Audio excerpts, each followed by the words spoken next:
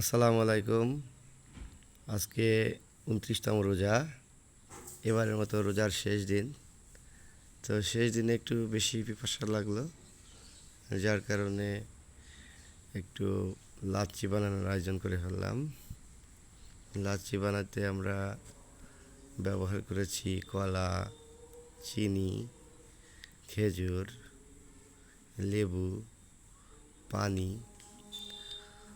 তো একটি একটি করে সব কিছু দিচ্ছি। আসলে বর্তমানে লেবুর যে অবস্থা, লেবু হয়ে গেছে সোনার হরিণ। একটা লেবু 20 টাকা।